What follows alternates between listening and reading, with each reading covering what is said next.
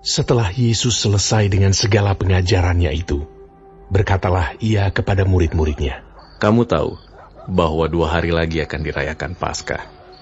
Maka Anak Manusia akan diserahkan untuk disalibkan." Pada waktu itu, berkumpullah imam-imam kepala dan tua-tua bangsa Yahudi di istana imam besar yang bernama Kayafas.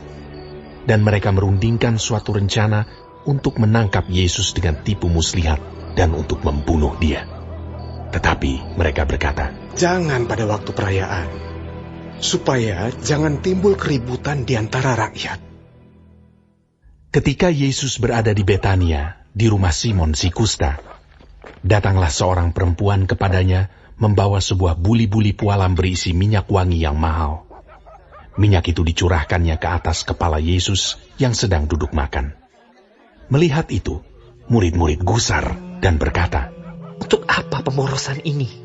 Sebab minyak itu dapat dijual dengan mahal, dan uangnya dapat diberikan kepada orang-orang miskin."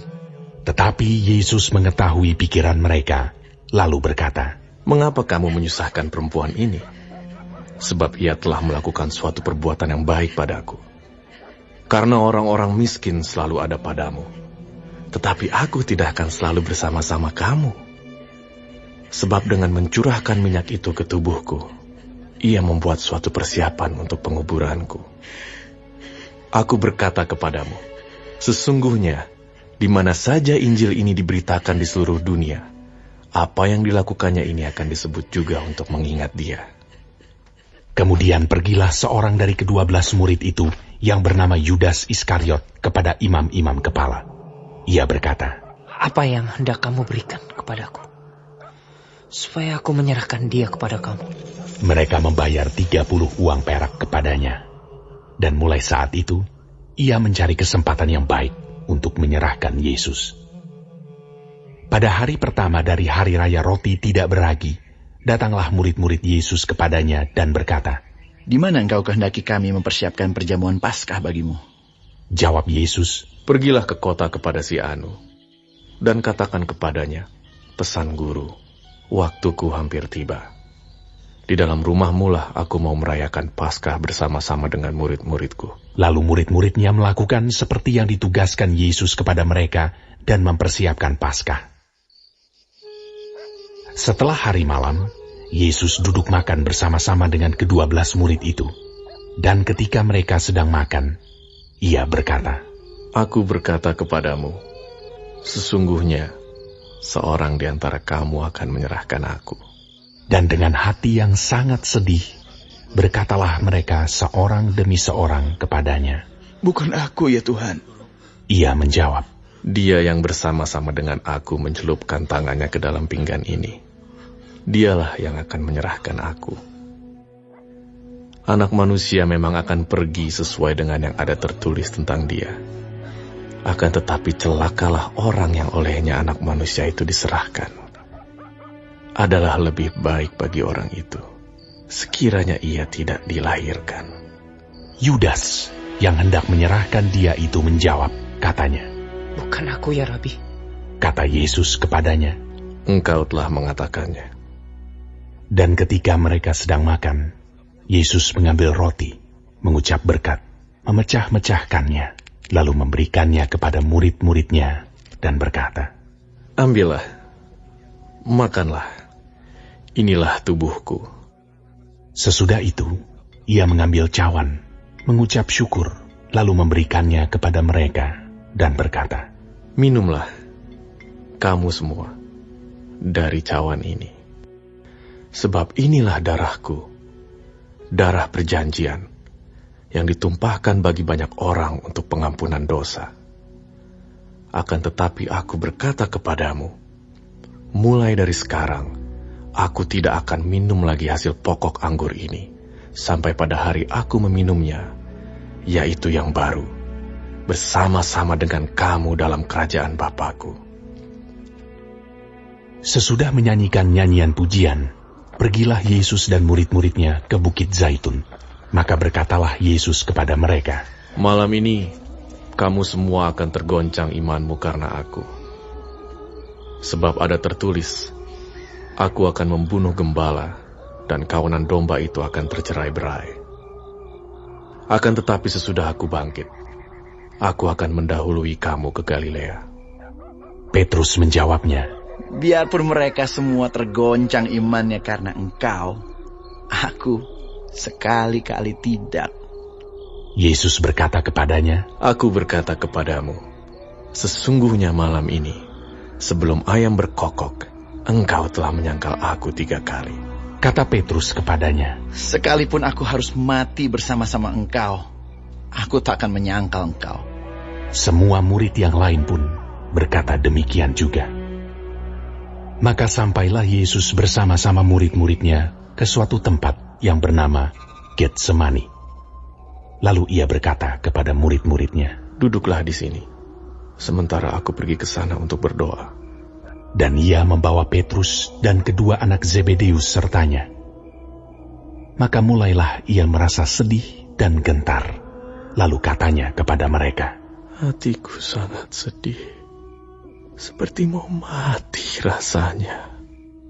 Tinggallah di sini dan berjaga-jagalah dengan aku."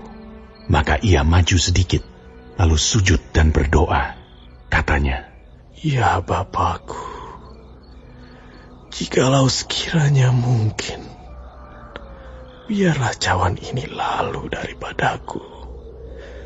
Tetapi janganlah seperti yang ku kehendaki, melainkan seperti yang engkau kehendaki." Setelah itu ia kembali kepada murid-muridnya itu, dan mendapati mereka sedang tidur.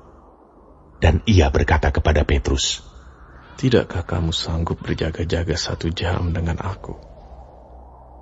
Berjaga-jagalah dan berdoalah, supaya kamu jangan jatuh ke dalam pencobaan. Roh memang penurut, tetapi daging lemah." Lalu ia pergi untuk kedua kalinya dan berdoa. Katanya, "Ya Bapakku, jikalau cawan ini tidak mungkin lalu, kecuali apabila aku meminumnya, jadilah kehendakmu." Dan ketika ia kembali pula, ia mendapati mereka sedang tidur, sebab mata mereka sudah berat. Ia membiarkan mereka di situ, lalu pergi dan berdoa untuk ketiga kalinya, dan mengucapkan doa yang itu juga. Sesudah itu, ia datang kepada murid-muridnya, dan berkata kepada mereka, "Tidurlah sekarang, dan istirahatlah. Lihat, saatnya sudah tiba, bahwa Anak Manusia diserahkan ke tangan orang-orang berdosa.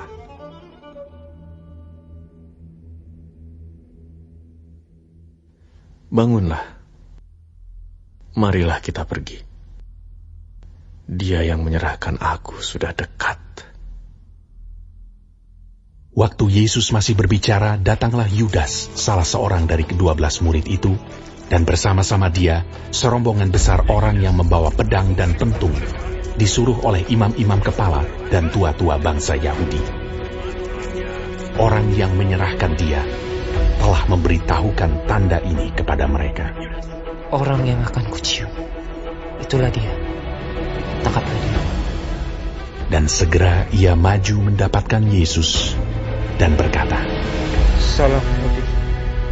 lalu mencium dia. Tetapi Yesus berkata kepadanya, "Hai teman, untuk itukah engkau datang?" Maka majulah mereka memegang Yesus dan menangkapnya. Tetapi seorang dari mereka yang menyertai Yesus mengulurkan tangannya, menghunus pedangnya, dan meletakkannya kepada hamba imam besar sehingga putus telinganya. Maka kata Yesus kepadanya, "Masukkan pedang itu kembali ke dalam sarungnya, sebab barang siapa menggunakan pedang akan binasa oleh pedang. Atau kau sangka bahwa aku tidak dapat berseru kepada Bapakku, supaya ia segera mengirim lebih dari 12 pasukan malaikat membantu aku? Jika begitu, bagaimanakah akan digenapi yang tertulis dalam kitab suci yang mengatakan bahwa harus terjadi demikian?" Pada saat itu Yesus berkata kepada orang banyak, "Sangkamu aku ini penyamun? maka kamu datang lengkap dengan pedang dan pentung untuk menangkap aku. Padahal tiap-tiap hari aku duduk mengajar di bait Allah dan kamu tidak menangkap aku. Akan tetapi, semua ini terjadi supaya genap yang ada tertulis dalam kitab nabi-nabi. Lalu semua murid itu meninggalkan dia dan melarikan diri. Sesudah mereka menangkap Yesus, mereka membawanya menghadap Kayafas, imam besar. Di situ telah berkumpul ahli-ahli Taurat dan tua-tua. Dan Petrus mengikuti dia dari jauh sampai ke halaman imam besar, dan setelah masuk ke dalam, ia duduk di antara pengawal-pengawal untuk melihat kesudahan perkara itu. Imam-imam kepala, malah seluruh mahkamah agama mencari kesaksian palsu terhadap Yesus supaya ia dapat dihukum mati. Tetapi mereka tidak memperolehnya, walaupun tampil banyak saksi dusta. Tetapi akhirnya tampillah 2 orang yang mengatakan, Orang ini berkata, aku dapat merubuhkan bait Allah dan membangunnya kembali dalam 3 hari. Lalu imam besar itu berdiri dan berkata kepadanya, Tidakkah engkau memberi jawab atas tuduhan-tuduhan saksi-saksi ini terhadap engkau? Tetapi Yesus tetap diam. Lalu kata imam besar itu kepadanya, Demi Allah yang hidup, katakanlah kepada kami, apakah engkau Mesias, anak Allah atau tidak? Jawab Yesus, Engkau telah mengatakannya. Akan tetapi aku berkata kepadamu, mulai sekarang, kamu akan melihat anak manusia duduk di sebelah kanan yang maha kuasa, dan datang di atas awan-awan di langit. Maka imam besar itu mengoyakkan pakaiannya dan berkata, Ia menghujat Allah. Untuk apa kita perlu saksi lagi? Sekarang telah kamu dengar hujatnya. Bagaimana pendapat kamu? Mereka menjawab dan berkata, Ia harus dihukum mati. Lalu mereka meludahi mukanya dan meninjunya. Orang-orang lain memukul dia dan berkata, Cobalah katakan kepada kami, hai Mesias, siapakah yang memukul engkau? Sementara itu, Petrus duduk di luar di halaman. Maka datanglah seorang hamba perempuan kepadanya, katanya, Engkau juga selalu bersama-sama dengan Yesus, orang Galilea itu. Tetapi ia menyangkalnya di depan semua orang, katanya. Aku tidak tahu apa yang kau maksud. Ketika ia pergi ke pintu gerbang, seorang hamba lain melihat dia dan berkata kepada orang-orang yang ada di situ, Orang ini bersama-sama dengan Yesus, orang Nazaret itu. Dan ia menyangkalnya pula dengan bersumpah. Aku tidak kenal orang itu. Tidak lama kemudian, orang-orang yang ada di situ datang kepada Petrus dan berkata, Pasti engkau juga salah seorang dari mereka. Itu nyata dari bahasamu. Maka mulailah Petrus mengutuk dan bersumpah. Aku tidak kenal orang itu. Dan pada saat itu, berkokoklah ayam. Maka teringatlah Petrus akan apa yang dikatakan Yesus kepadanya. Sebelum ayam berkokok, engkau telah menyangkal aku 3 kali. Lalu ia pergi keluar dan menangis dengan sedihnya.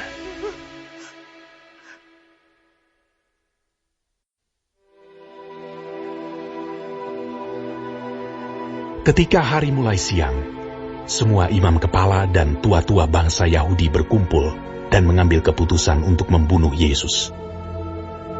Mereka membelenggu dia, lalu membawanya dan menyerahkannya kepada Pilatus, wali negeri itu.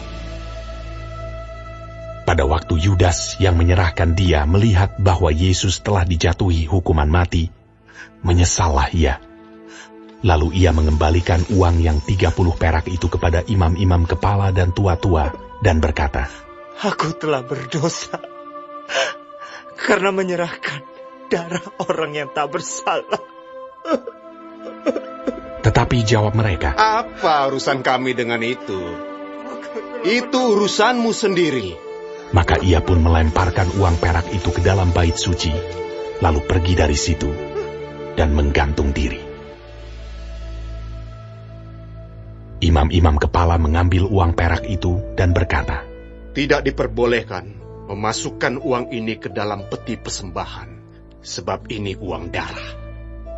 Sesudah berunding, mereka membeli dengan uang itu tanah yang disebut tanah tukang periuk, untuk dijadikan tempat pekuburan orang asing. Itulah sebabnya tanah itu sampai pada hari ini disebut tanah darah.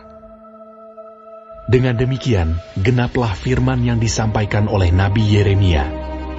Mereka menerima 30 uang perak, yaitu harga yang ditetapkan untuk seorang menurut penilaian yang berlaku di antara orang Israel. Dan mereka memberikan uang itu untuk tanah tukang periuk, seperti yang dipesankan Tuhan kepadaku. Lalu Yesus dihadapkan kepada wali negeri, dan wali negeri bertanya kepadanya, "Engkaukah Raja orang Yahudi?"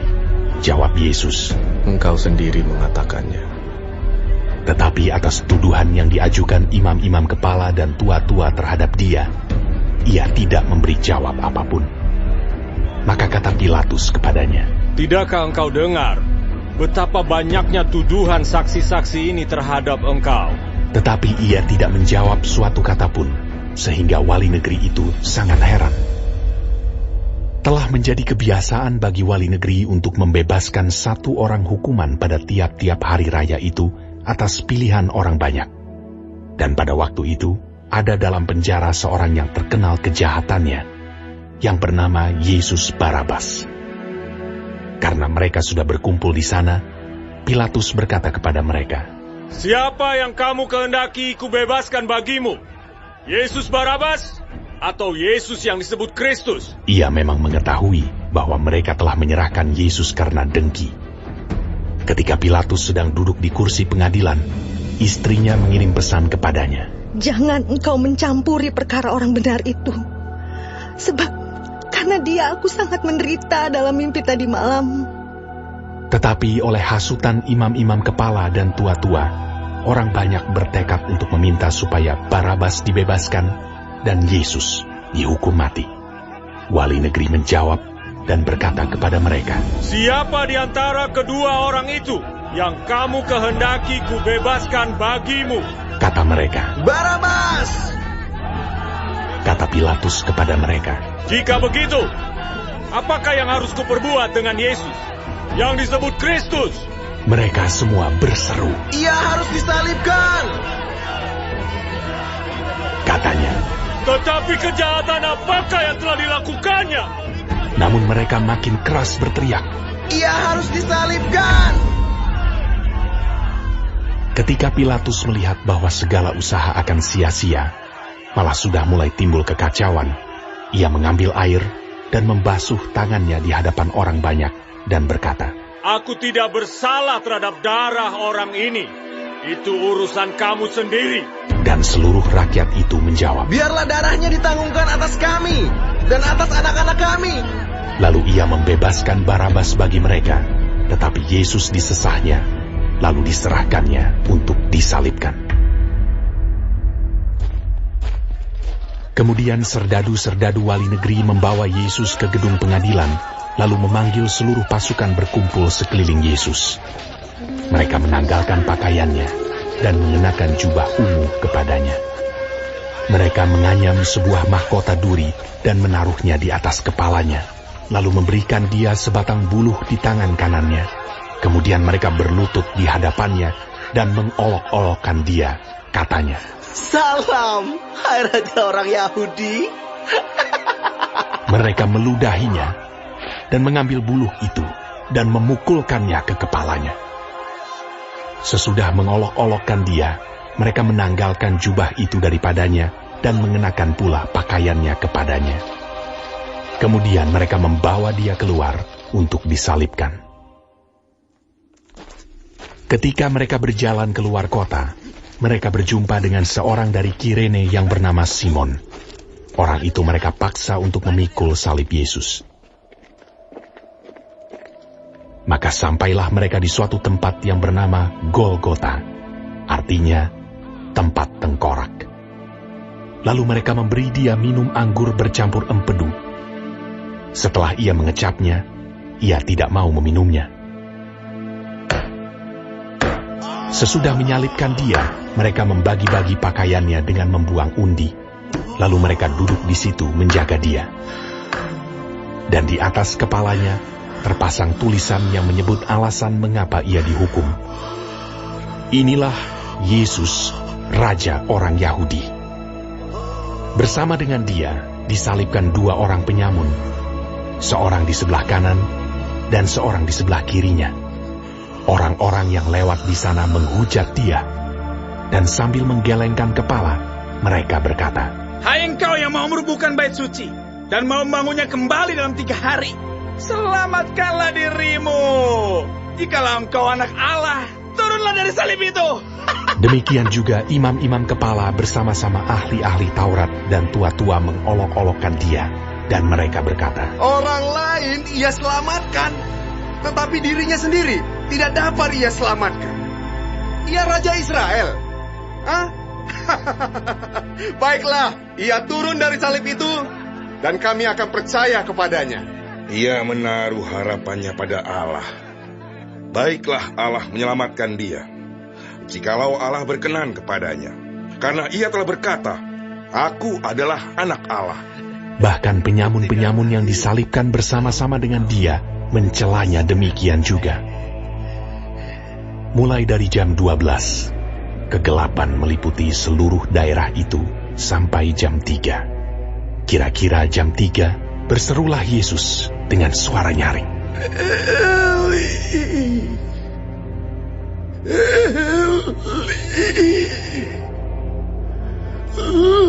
lama sabachthani. Artinya, Allahku, Allahku, mengapa engkau meninggalkan aku? Mendengar itu, beberapa orang yang berdiri di situ berkata, Ia memanggil Elia. Dan segeralah datang seorang dari mereka. Ia mengambil bunga karang, mencelupkannya ke dalam anggur asam, lalu mencucukkannya pada sebatang buluh, dan memberi Yesus minum. Tetapi orang-orang lain berkata, Jangan, baiklah kita lihat, apakah Elia datang untuk menyelamatkan dia. Yesus berseru pula dengan suara nyaring, lalu menyerahkan nyawanya. Dan lihatlah, tabir bait suci terbelah 2 dari atas sampai ke bawah. Dan terjadilah gempa bumi, dan bukit-bukit batu terbelah, dan kuburan-kuburan terbuka, dan banyak orang kudus yang telah meninggal bangkit. Dan sesudah kebangkitan Yesus, mereka pun keluar dari kubur, lalu masuk ke kota kudus dan menampakkan diri kepada banyak orang. Kepala pasukan dan prajurit-prajuritnya yang menjaga Yesus menjadi sangat takut ketika mereka melihat gempa bumi dan apa yang telah terjadi, lalu berkata, Sungguh, ia ini adalah anak Allah. Dan ada di situ banyak perempuan yang melihat dari jauh, yaitu perempuan-perempuan yang mengikuti Yesus dari Galilea untuk melayani dia. Di antara mereka terdapat Maria Magdalena dan Maria ibu Yakobus dan Yusuf dan ibu anak-anak Zebedeus. Menjelang malam, datanglah seorang kaya, orang Arimatea yang bernama Yusuf, dan yang telah menjadi murid Yesus juga. Ia pergi menghadap Pilatus dan meminta mayat Yesus. Pilatus memerintahkan untuk menyerahkannya kepadanya. Dan Yusuf pun mengambil mayat itu, mengapaninya dengan kain lenan yang putih bersih, lalu membaringkannya di dalam kuburnya yang baru, yang digalinya di dalam bukit batu. Dan sesudah menggulingkan sebuah batu besar ke pintu kubur itu, pergilah ia. Tetapi Maria Magdalena dan Maria yang lain tinggal di situ, duduk di depan kubur itu. Keesokan harinya, yaitu sesudah hari persiapan, datanglah imam-imam kepala dan orang-orang Farisi bersama-sama menghadap Pilatus, dan mereka berkata, Tuan, kami ingat bahwa si penyesat itu sewaktu hidupnya berkata, sesudah 3 hari, aku akan bangkit. Karena itu, perintahkanlah untuk menjaga kubur itu sampai hari yang ketiga. Jikalau tidak, murid-muridnya mungkin datang untuk mencuri dia, lalu mengatakan kepada rakyat, ia telah bangkit dari antara orang mati. Sehingga penyesatan yang terakhir akan lebih buruk akibatnya daripada yang pertama. Kata Pilatus kepada mereka, Ini penjaga-penjaga bagimu. Pergi, dan jagalah kubur itu sebaik-baiknya. Maka pergilah mereka, dan dengan bantuan penjaga-penjaga itu, Mereka memeterai kubur itu dan menjaganya.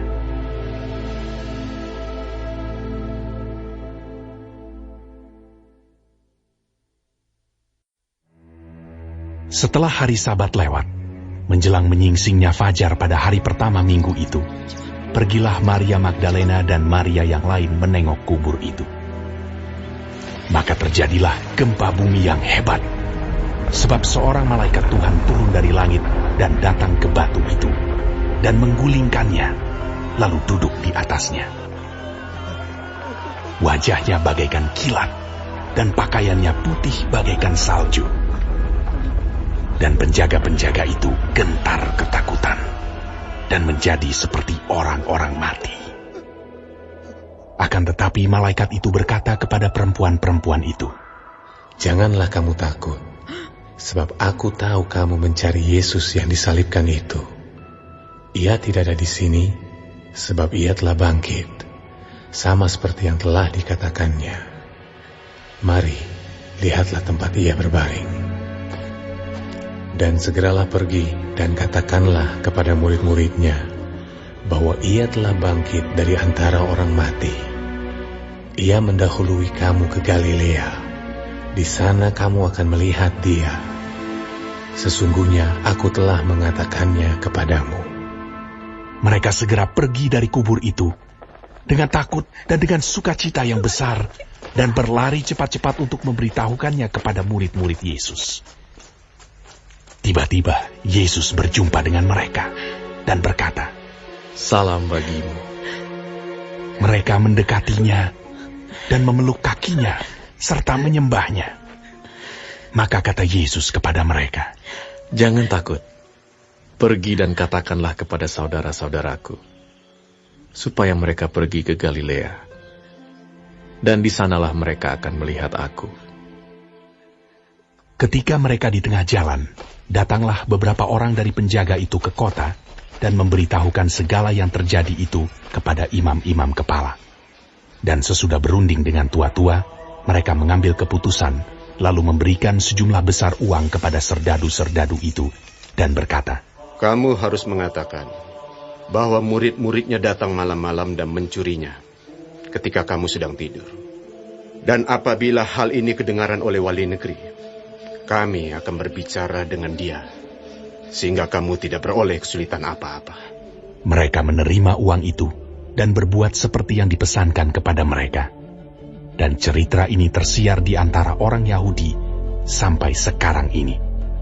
Dan ke-11 murid itu berangkat ke Galilea, ke bukit yang telah ditunjukkan Yesus kepada mereka. Ketika melihat dia, mereka menyembahnya, tetapi beberapa orang ragu-ragu. Yesus mendekati mereka dan berkata, "Kepadaku telah diberikan segala kuasa di sorga dan di bumi. Karena itu pergilah, jadikanlah semua bangsa muridku, dan baptislah mereka dalam nama Bapa dan Anak dan Roh Kudus. Dan ajarlah mereka melakukan segala sesuatu yang telah kuperintahkan kepadamu. Dan ketahuilah, aku menyertai kamu senantiasa sampai kepada akhir zaman."